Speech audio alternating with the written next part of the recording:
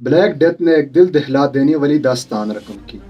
خاندان بکھر گئے، خواب اجڑ گئے اور یورپ کی گلیوں میں اذیت کی آہیں گونجنے لگی۔ غم کے درمیان لوگوں نے زندگی کی نزاکتوں سے نمٹتے ہوئے سکون تلاش کیا۔ پھر بھی اس دردناک باب سے حکمت مصیبت میں ایک لچکدار پھول کی طرح کھلتی ہے۔ بلیک ڈیتھ یا مرگ سیاہ ہمیں ہمدردی اور اتحاد کو فروغ دیتے ہوئے ہر لمحے کی قدر کرنے کا اشارہ دیتی ہے۔ آئیے تاریخ کے دل کے ٹوٹنے سے ایک ایسی دنیا کو متاثر کریں جہاں ہمدردی اور حکمت ہمارے اجتماعی راستے کو روشن کرتی ہے۔ السلام علیکم، میں ہوں جان محمد اور بایو جینیس نیٹ ورک میں خوش آمدید۔ میرا یوٹیوب چینل سائنس، فطرت اور ہماری دنیا کے عجائبات کو دریافت کرتا ہے۔ ویڈیو کو شروع کرنے سے پہلے آپ کے ذہن میں کچھ سوالات اٹھیں گے۔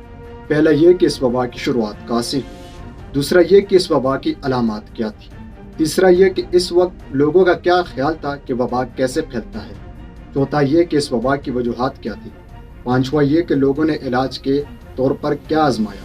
چھٹا یہ کہ اس عالمی وبا کا خاتمہ کیسے ہوا اور اس کی وجہ سے کتنی اموات ہوئی؟ سن 1340 کی دہائی کے اوائل میں یہ بیماری مصر، شام، فارس، ہندوستان اور چین میں پھیل رہی تھی۔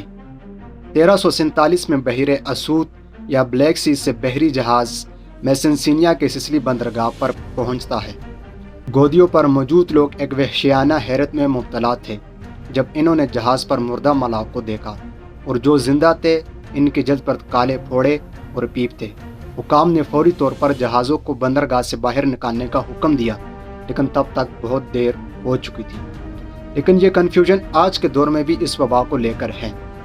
ہسٹورکس اور کچھ سائنٹسٹ یہ کلیم کرتے ہیں کہ اس پینڈیمکس کی شروعات یوان ڈائنسٹی سے ہوئی۔ اس زمانے میں یوان ڈائنسٹی پر چنگیز خان کے پوتے قبلائی خان کی بادشاہت تھی، اور یوان ڈائنسٹی آج موجودہ چائنا کا حصہ ہے۔ اور چائنا سے اس وبا کا تعلق اس لیے کیونکہ یورپ سے سینٹرل ایشیا اور سینٹرل ایشیا سے چائنا سلک روڈ کے ذریعے ٹریڈ ہوتی تھی۔ اس کے علاوہ سمندر سے بھی ٹریڈ ہوتی تھی۔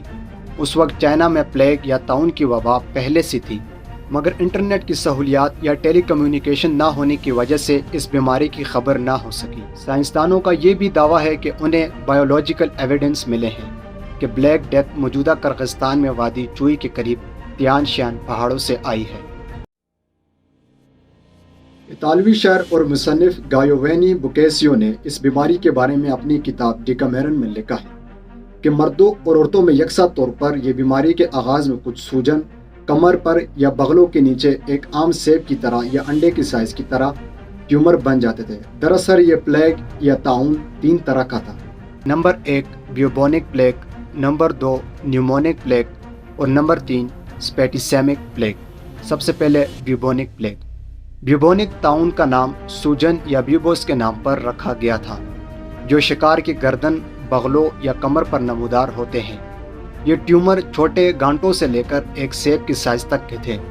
چھوٹے سیاہ یا جامنی رنگ کے دبوں کی آمد اس بات کا اشارہ دیتی ہے کہ خاتمہ قریب ہے۔ یہی وجہ ہے کہ اس بیماری کو بعض اوقات کالی موت یا بلیک ڈیتھ کہا جاتا تھا۔ نیومونک طاعون نظام تنفس یا ریسپائریٹری سسٹم پر حملہ کرتا ہے اور متاثرہ شکار کے جراثیم میں سانس لینے سے پھیلتا ہے۔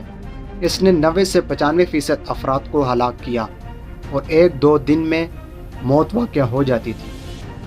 سپیٹیسیمک پلیگ۔ سپیٹیسیمک طاعون اس وقت ہوتا ہے جب طاعون کی بیکٹیریا خون میں بڑھ جاتے ہیں۔ سپیٹیسیمک طاعون مریضوں کو بخار، سردی لگنا، انتہائی کمزوری، پیٹ میں درد اور ممکنہ طور پر جلد اور دیگر اعضاء میں خون بہنے لگتا ہے۔ جلد اور دیگر ٹشو سیاہ ہو سکتے ہیں اور مر سکتے ہیں، خاص طور پر انگلیوں کے اور ناک پر۔ اور یہ بیماری ایک شخص سے دوسرے شخص میں پھیلتی تھی، لیکن اس میں بیوبوس جسم پر نہیں